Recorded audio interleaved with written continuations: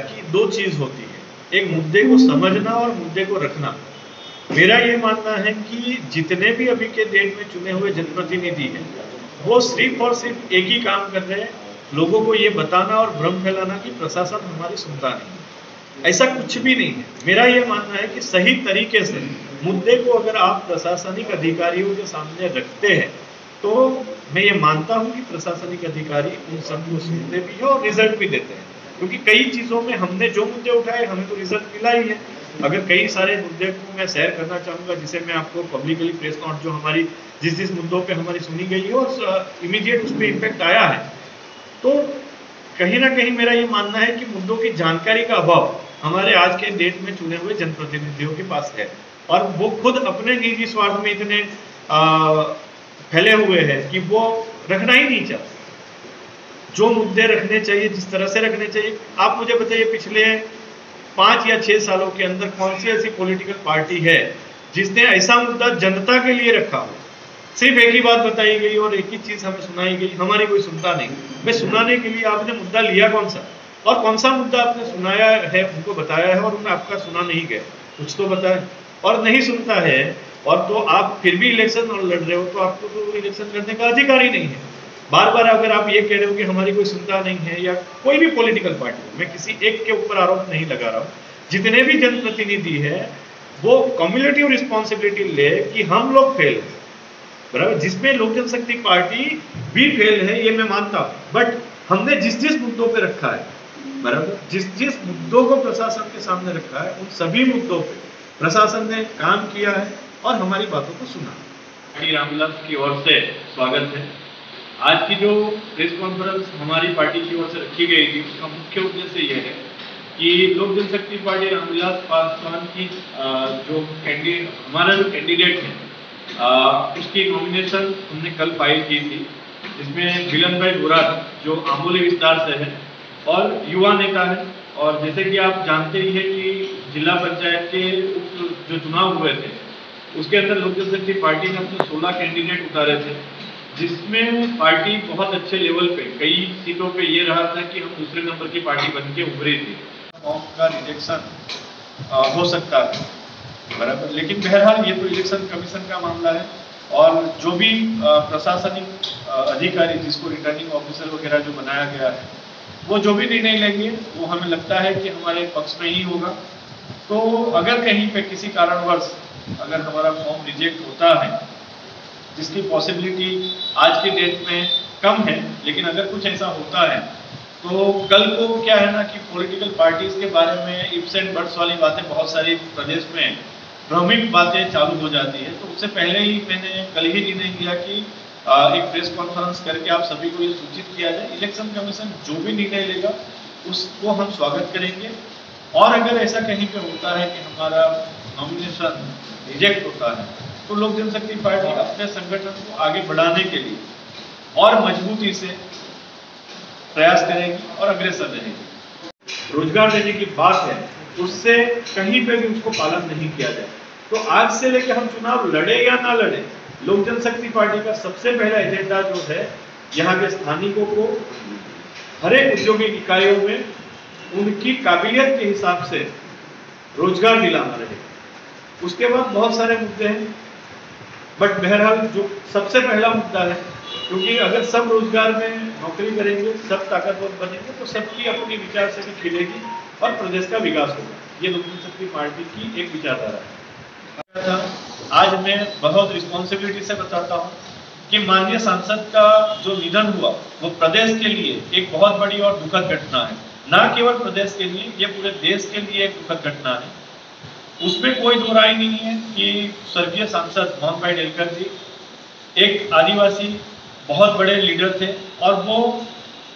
अपने आप में 7 बार इलेक्शन चुन के आना और यहाँ पे अपना वर्चस्व बनाए रखने में कहीं ना कहीं वो सक्षम थे। और उनका जो निधन हुआ उसके लिए लोक जनशक्ति पार्टी आगे भी अपना दुख प्रकट करती है और उनके प्रति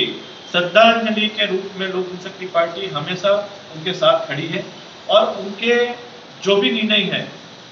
जहाँ पे उनकी जो सोच थी उसको आगे बढ़ाने में भी हम लोग आगे बढ़ेंगे, कार्यरत रहेंगे। उस चीज़ के आप बहुत अच्छे से विटनेस है कि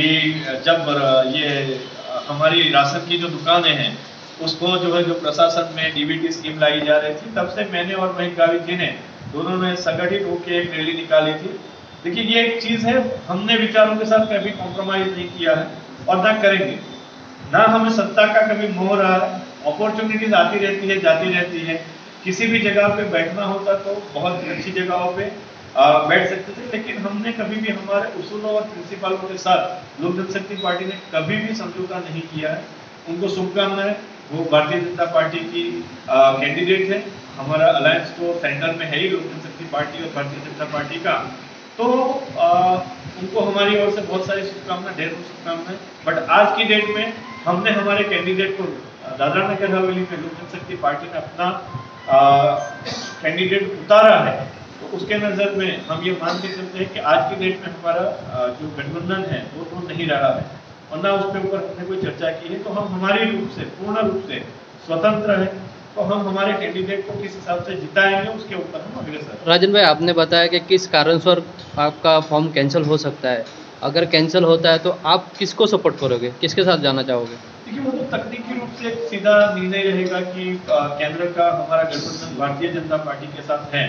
तो हमें उनको समर्थन देना डिफॉल्ट हो जाता है। और हम उसके अंदर अगर कहीं पे हमारा ऐसा नेगेटिव समाचार, हमारे लिए दुखद समाचार कोई आता है, तो हमारा सीधा समर्थन जो है लोक जनशक्ति पार्टी का भारतीय जनता पार्टी के साथ केंद्रीय गठबंधन के चलते जो है जो हमारा रहेगा। देखिए, सबसे पहले तो मैं आप सभी प्रिंट मीडिया, इलेक्ट्रॉनिक मीडिया और सभी हमारे पत्रकार बंधुओं का इस प्रेस कॉन्फ्रेंस में स्वागत करता हूँ। आज का जो मुख्य मुद्दा है, आप सभी को यहाँ पे बुलाने का मकसद ये है कि आपको ये बताना था कि लोक जनशक्ति पार्टी के नॉमिनेशन कल किया है और उसके अंदर मिलत भाई घोराट जी हमारे पार्टी के कैंडिडेट हैं।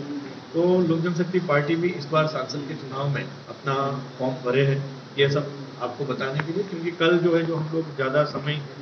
उसी में उलझे रहे, क्योंकि 2 दिन पहले ही लोक जनशक्ति पार्टी का symbol allotment central election commission के द्वारा किया गया था और मैं जो है जो दिल्ली में था, तो आप सबको कल की जो वार्तालाप था उसके अंदर मैं बुला नहीं पाया था, इसलिए आज स्पेशल प्रेस कॉन्फ्रेंस करके आप सबको बुलाया और उस चीज़ से अवगत कराने का हमारा मुख्य मुद्दा था। देखिए, मुख्य मुद्दा के रूप में जो लोक जनशक्ति पार्टी का ये मानना है कि यहाँ पे इतनी सारी औद्योगिक इकाई होते हुए भी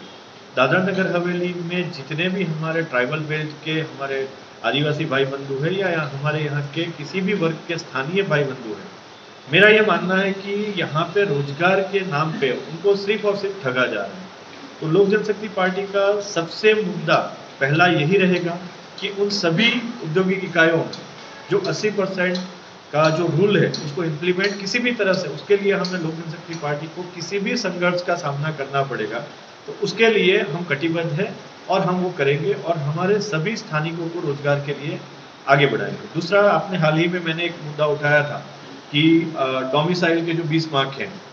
जो दादरा नगर हवेली के स्थानिक के डोमिसाइल के 20 मार्क जो मिलते हैं सभी सरकारी भर्तियों के अंदर, तो उसमें हमारा ये मानना है कि वो 20 मार्क किसी भी तरह से रिटेन रहने चाहिए और सभी उस जितने भी हमारे सरकारी नौकरियां हैं उन सब में वो 20 मार्क हमें मिलने चाहिए। उसके लिए भी हमारे जिस लेवल की लड़ाई लड़नी पड़ेगी, लोक जनशक्ति पार्टी उसके लिए कटिबद्ध है और लड़ेगी। तो आज की डेट में तो हमारे ये जो 2 मुद्दे हैं वो मेन है। बहरहाल हमारा विजन डॉक्यूमेंट इन प्रिंट है, बाकी सारे जो मुद्दे हैं हम जिस दिन विजन डॉक्यूमेंट हमारा लॉन्च करेंगे उस दिन आप सबको इस चीज़ से अवगत कराएंगे।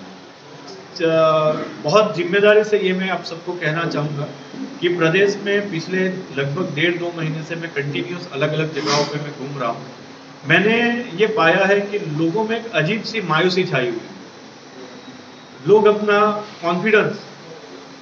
खो चुके हैं, क्योंकि जो रिप्रेजेंटेशन जिस हिसाब से होना चाहिए उसमें मेरा ये मानना है, हम सबका ये मानना है, लोक जनशक्ति पार्टी का ये मानना है कि जितने भी चुने हुए जनप्रतिनिधि हैं या जितने भी लोग हैं आज बड़ी बड़ी पार्टियां लेके बैठे हैं, वो कहीं ना कहीं असक्षम है अपनी बातों को प्रशासन के सामने रखने के लिए। मेरा ये मानना है कि आज का जो प्रशासन है ऐसा प्रशासन है कि अगर आप सही तरीके से सही बात को रखेंगे तो कहीं पे भी किसी भी तौर पे आपकी बात को नहीं सुना जाएगा, ऐसा नहीं। लेकिन चुने हुए प्रतिनिधि या जो भी पॉलिटिकल पार्टीज यहाँ पे एग्जिस्ट है वो अपने निजी स्वार्थ और निजी लाभ के चलते हुए दादरा नगर हवेली के मूल निवासियों और जो यहाँ के स्थानिकों के जो मुद्दे हैं वो कहीं ना कहीं प्रशासन और प्रशासक तक पहुंचाने में असक्षम है। और इस चीज को बहुत रिस्पॉन्सिबिलिटी से मैं कहना चाहूंगा कि आज का प्रशासन ऐसा प्रशासन है जो अभी तक हमें कभी नहीं मिला। अगर पॉजिटिवली अगर आप उसको आपके मुद्दों को पहुंचाएंगे तो वो आपकी बातों को सुनते हैं और उसका रिजल्ट भी आपको देते हैं। कई मुद्दों को हमने उठाया और उस पर पॉजिटिव रिजल्ट हमें मिला है। तो यही मेन है। प्रचारक की सूची बहुत जल्द आप लोगों के साझे की जाएगी और स्टार प्रचारक में माननीय सांसद हमारे राष्ट्रीय अध्यक्ष लोक जनशक्ति पार्टी के चिराग पासवान जी के साथ साथ हमारे दो और जो पूर्व विधायक वगैरह रहे हैं वो सब बिहार से आने की तैयारी में हैं और वो आएंगे।